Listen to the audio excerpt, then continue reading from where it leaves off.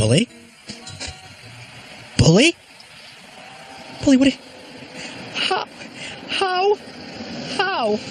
What? How? Ben? What? Dad? Ben, you're in the dumpster. Dad! What are you doing in the dumpster? What? Do you recognize that's this? One thing, Ben, to Do you recognize that? That's bully. That's it's bully. One thing to be unemployed. Yeah, that's bully. Oh, What's it doing in the... Yeah. Did I... I didn't throw it out. You know what? I had Grace was in here last week, and I told her whatever's in the linen closet, we never use it. Grace knows bully. Just toss it. Grace knows bully.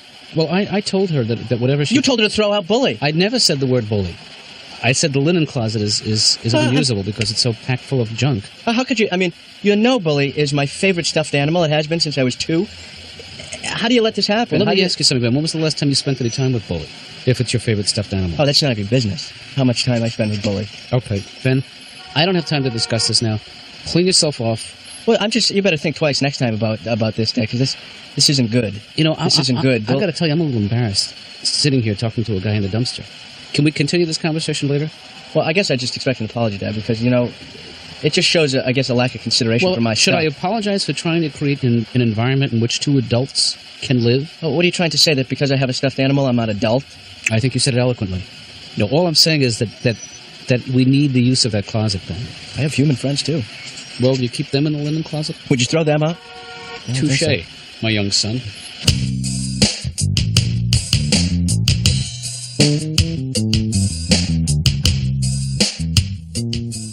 Ray? Yeah. Now, you didn't go into this marriage thing blindly, you know. Somebody should have told me, son. You should live together first. That's what you should do. I didn't know what to.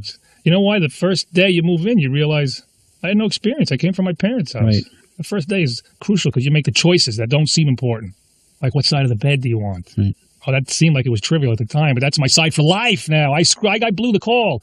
I didn't look at the TV angle. No, you don't think about those things. You know what I did? I went with my childhood instinct. I took the side that was away from the door in case the boogeyman comes in. I factored that in. All right, the boogeyman will get her. I'll be in my spaceship by then. Yeah, well, I found out all the roles that I was going to play right after I got married. You know, you think you know them all. You think, let's take out the garbage and mow the lawn. Those are the traditional roles. Right after I got married, I found out that in the middle of the night, I was now the automatic noise checker-outer. Every little thing. What was that? No, it's nothing. No, check it out. Check it out. What do you mean, nothing? That could be a burglar with a gun. So be careful. Go. Watch out. Put your slippers on. Might have to run. Bring me up a yogurt if it's nothing. Either way. I want a yogurt either way. Don't come back without a yogurt, slipper boy. Oh, so you're I'm the noise checker.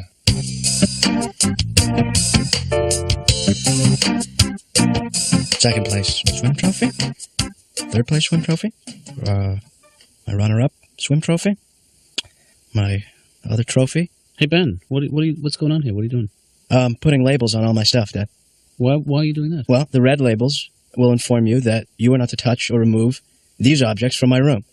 And I get it. This is all about... That's right. And the yellow labels are that you can take them out of the room, but you can't remove them from the house. And the green labels mean you can take them out of the house, but you can't give them away. You have to bring them back. I get the idea, Ben. Do you think this is necessary? Well, obviously it is because of what happened this morning. You don't think that this is something we can just talk about and then act like responsible adults? The beige labels, Dad, mean that... Where'd you get beige labels? I don't own these items. I'm borrowing them from somebody else. Therefore, if you take them out, then you have somebody else to deal with, not me. Because they're somebody else's. What is it you're saying here, Ben? Well, maybe it's not just about bully. Yeah. Maybe by you throwing out bully, you're giving me a signal that maybe I'm next. Maybe you throw me out. Maybe I leave. Ben, have I ever put any pressure on you to leave this house, to move out, to live the life of a young adult? Have I ever suggested that I could use this as my office and maybe a little like an upright piano? Have I ever in a zillion years suggested to you that your presence in my life is anything but rewarding? So don't go reading stuff into this. So you don't want me out? I don't want you out, Ben. I mean, at some point, you will spread wings and fly. Right. You know, you will want to be out on your own someday, and you'll know when that day is. I'm gonna fly. I'll fly it. You know I will. I noticed you put a red label on your labels. Remind me, what does that mean?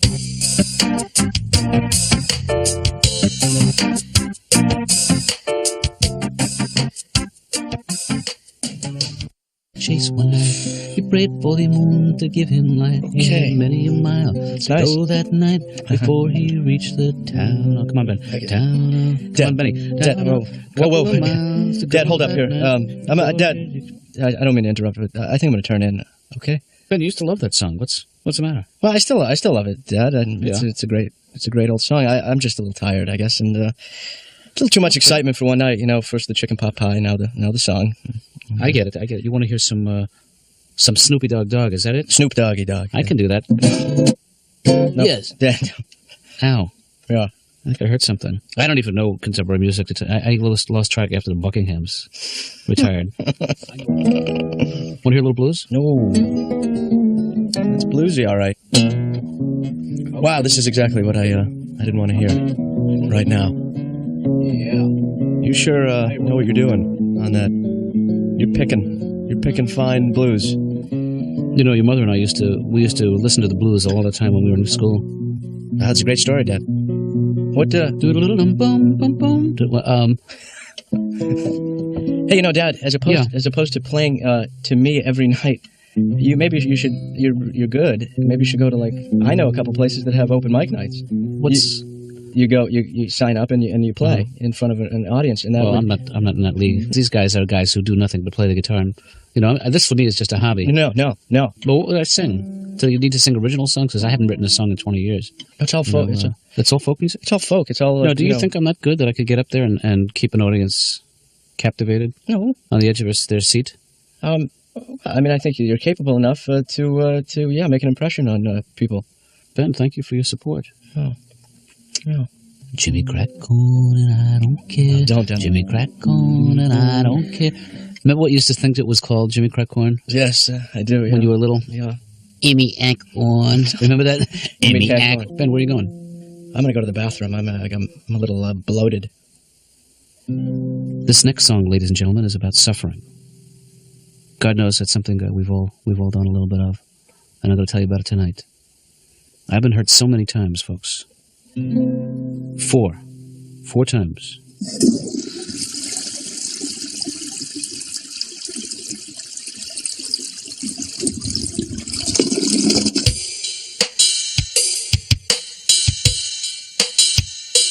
Guess what I paid for this sweater? No, Just take a guess. A wild guess. I don't want to. Okay, $5. $5? What's wrong with you? How could you even... First of all, did you look at what it's made of? It's made of lamb's wool, for God's sakes. Here, read this. Plus sizes unlimited. I'll smack you.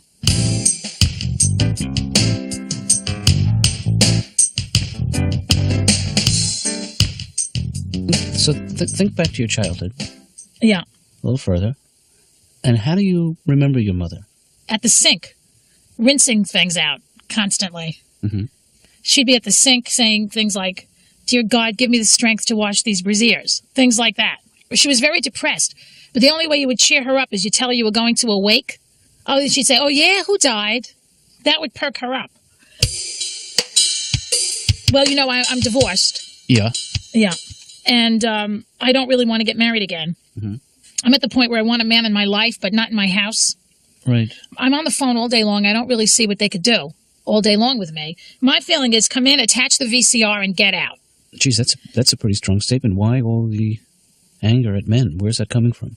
Well, no, it's not that I like men, but I could get angry with them, yes, indeed. Last year, I spent $850 on pantyhose. Men are still wearing the same socks they wore to junior high school. They call them their lucky socks. How do you know that? I'm sick of them.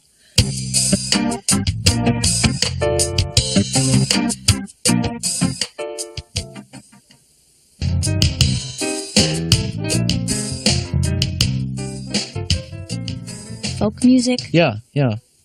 like an open mic, like anybody can go. Right. Like he gets up and he gets to play a song. Folk songs. Yeah, old folk songs.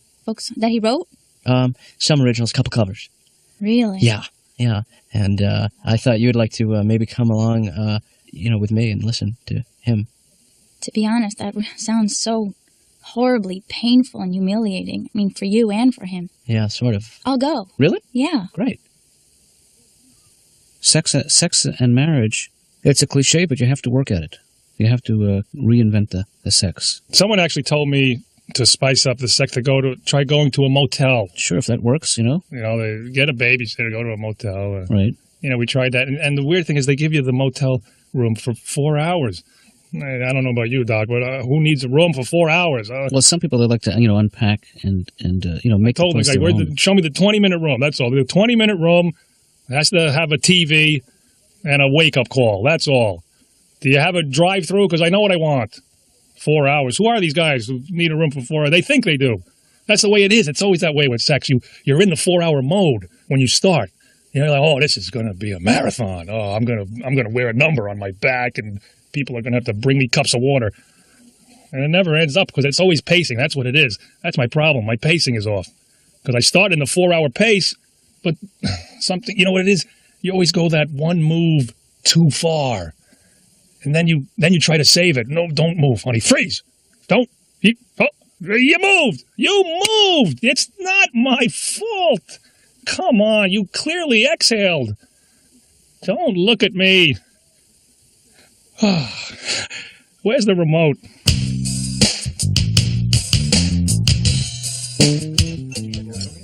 So, hey, let me ask you a question. This is pretty good. We're sitting together at a table, and we both ordered the same drink. This is kind of. Does this in any way resemble to you like a date? No. No. No. No. What would make it more like a date to you? If you were a different guy, I guess. Huh.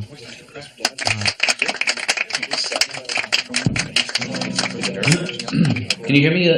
Can you hear me in the back? What's he talking about? There's nobody back there. If you want to move up, there's some seats up front, everybody. Well, first of all, thank you very much. And this first song is a song that I wrote. I'm a little nervous, you have to bear with me here. I wrote it when I was 23 years old, and discovering for the first time that loving someone was no guarantee that they would love you back. It's called Loving Someone is no guarantee that they will love you back. And it goes like, I was just to give you a little more background, I was a student living in a farmhouse with 5 of my best friends. And my dog, Muzzy, Black Labrador. I think he's losing him. Yeah, I think he's losing me. Anyway, I wrote this song in 1970. I was a young man of 23. And now, much to my amazement, I have a son that age. In fact, he's here tonight.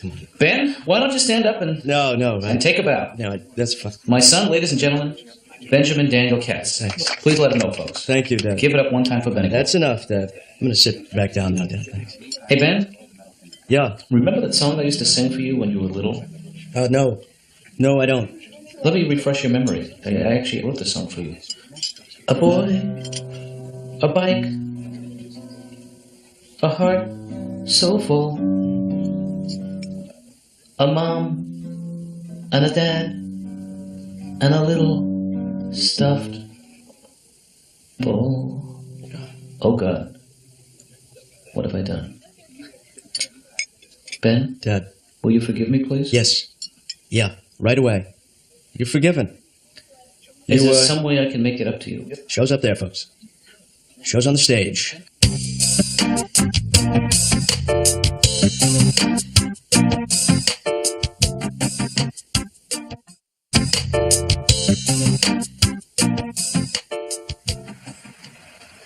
Hey.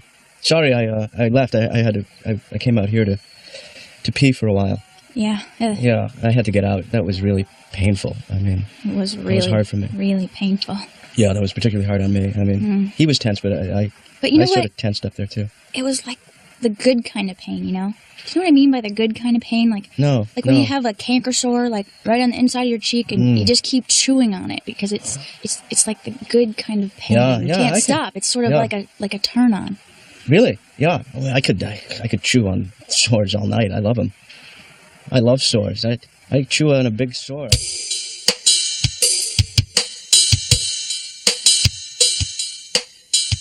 How is your appetite?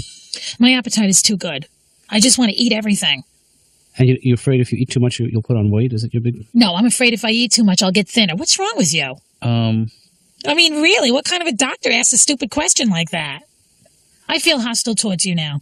That's okay. Just let it out. I'm letting it out. Okay, well, let it out slowly. How does it feel to be bald? Do you want to hurt me? Is that what this is all about? Do you want to make me feel the kind of pain you're feeling? I find you repulsive. There's a hair, like you have nose hairs. I find that so repulsive to see nose hairs. You have no idea. Do you think I should wear them up? Are you sexually attracted to me at all? That's a tough one. I don't think that's an appropriate question. This is a therapist's office. I thought I was supposed to ask anything I felt like asking. You told me I could say anything I want. Now you're saying no? I'm not saying you can't ask me, but I need to know why you ask. I find you looking at me sometimes in a very leering manner. That's a defect. That's a palsy in my. I was in an accident, and I leer now. I don't believe you. I think that you're a pervert. That you really are leering and ogling. You know, especially at my humongous breasts. To tell you the truth, didn't even notice the size of them and the shape of them. Now I feel even worse. No, I'm saying I never really took in the fullness of your breasts. That's all, the weight of them.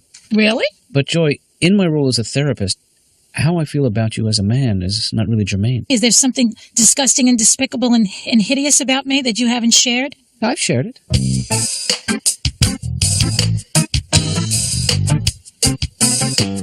It feels a little claustrophobic in your house now with the twins and your daughter. This is horrible, but I actually make little excuses now just to get out of my house. I'll do anything. Anybody need anything? Anything at all? Anything from the Motor Vehicle Bureau? Maybe? I'll do it. Can I register anything? I'm the guy. It's on my way. I was going that way. I'm just going out to apply for jury duty. That's all. Please, let me out of the house. So you're saying it's hard to get any work done at home? My 3-year-old runs the house. The hardest thing, I can't even make a phone call. Every business call I try in my house, I screw up. The 15th is fine with me. I just need to know, where do you think you're going with that cookie? Put the cookie down. Not you. Sorry. Didn't mean to scare you. Oh, I didn't know you were eating a cookie. Of course I'm interested. Every time I'm there, I smell cocky. It's the cocky, Doc. That's what it is.